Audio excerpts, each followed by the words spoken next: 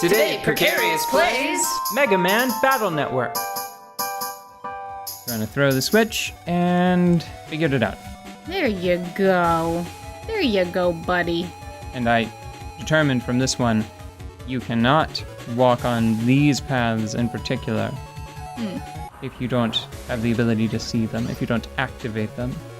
So it doesn't reveal a path, it actually creates a path, which is annoying that they don't explain it that way. Yeah, well... Also, I'm starting to actually worry a little about the energy limit that is imposed in this area. Yeah. Not sure what happens if it runs out. Don't want to find out. Might not have a choice. I mean, I think, yeah, there's a lot of weirdness in this game as far as working out those puzzles that come from walking around jacked in environments like this. Mm-hmm. I think that it's fair to say that we're here for the deck building mechanic and that weird combination of getting to build a deck, but also having to dash around in an action-y type way. Mm-hmm. I think it's a neat combination, and I think it's neat enough to make up for the rest of the game being as lackluster as it is. Like, I don't think it's infuriating yet.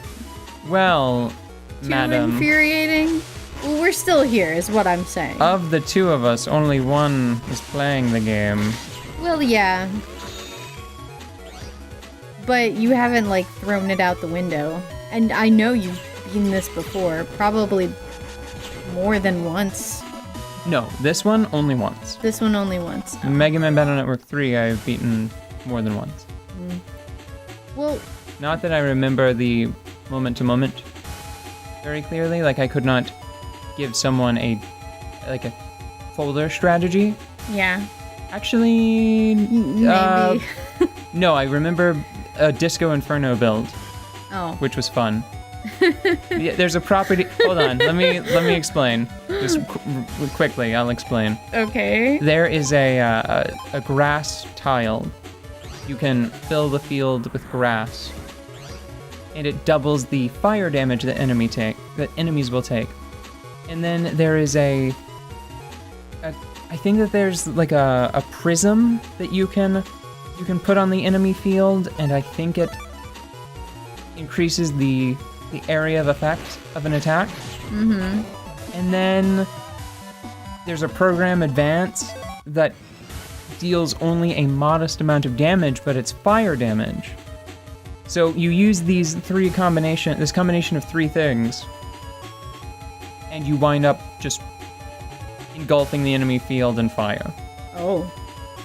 Like the whole thing? Yeah, it's Burn Baby Burn Disco Inferno, because it revolves around a shag field and a spinning disco ball. Oh my god, really? Yeah, because that's what the prism is basically. My it's basically god. a disco ball. I can't wait to see that.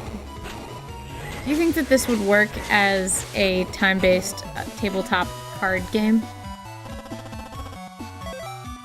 No, because the area effects and the durations would be a pain to keep track of, I think.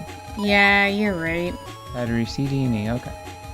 But this does make me want a card game, like a Mega Man card game that's a deck building game.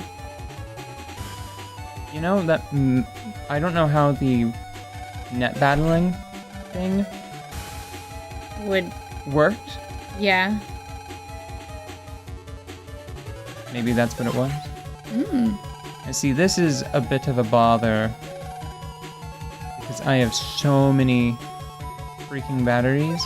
Yeah. A and B and C and okay. Oh, okay. Good. Okay.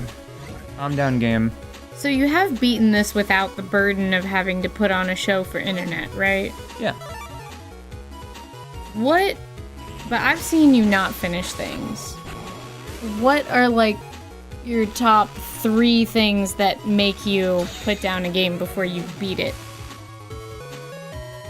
That is incredibly difficult for me to answer concisely. Do you have time? I mean, we're not gonna beat this minute. Did you say top 3? Yeah, top 3 like ultimate deal breakers when it comes to games. Okay, I'm just gonna go with my gut. I'm just gonna Yes. say the first thing that comes to mind. That's the type of question this is. Go for it. Okay, a bulb has been turned on. 2 bulbs. 2 of these are correct. Which 2? I'm gonna try and remove this one first. Okay. I'm gonna try and turn this on. Damn it. Okay, so I need to... So it is the bottom right-hand corner. Okay. And I need to go get these recharged. Bottom right-hand corner, and then one of those. So, number 1, learning. Feeling like I've learned all there is to know about the gameplay.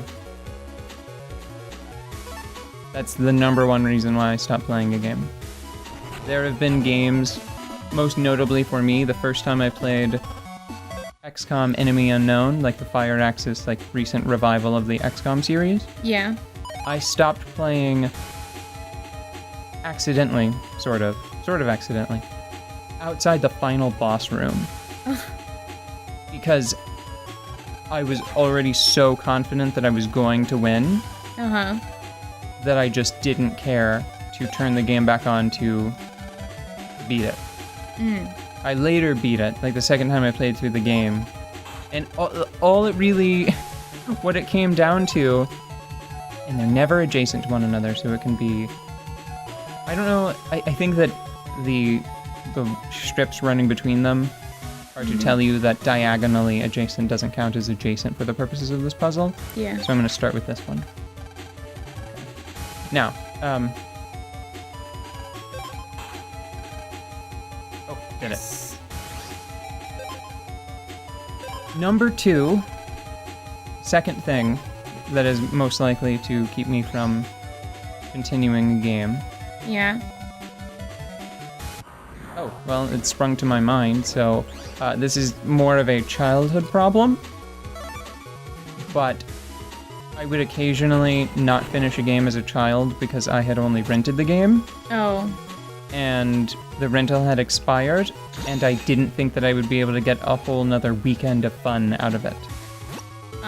That was rare, though, after a certain point, because I became skilled in the art of just beating a game over the course of a weekend. Yeah.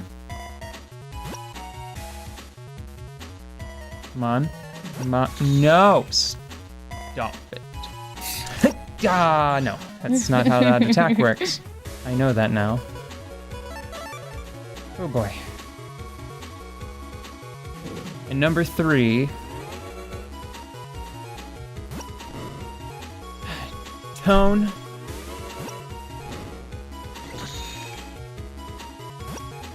Story or mechanical tone. Where it like breaks down or just It disagrees with me. Oh. I just find it disagreeable. Yeah. Name one. Persona 3. Name a different one.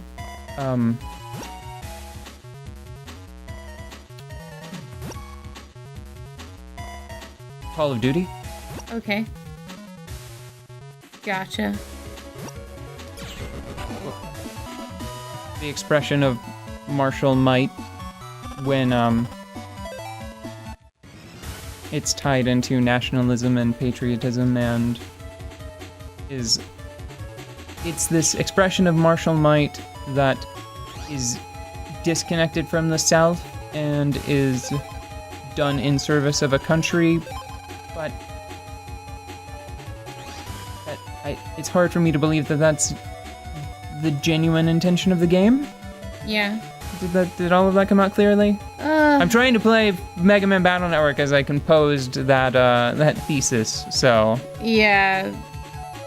I think that one needs a paper, but I understand, having talked to you and having thought about it myself, I understand why that would be disagreeable to your sensibilities. Whenever somebody... Because it's an okay shooter, like, it's fine. Oh yeah, it's mechanically solid, but it's just whenever somebody says... whenever the characters say, we are doing this for our country, but the player is clearly doing it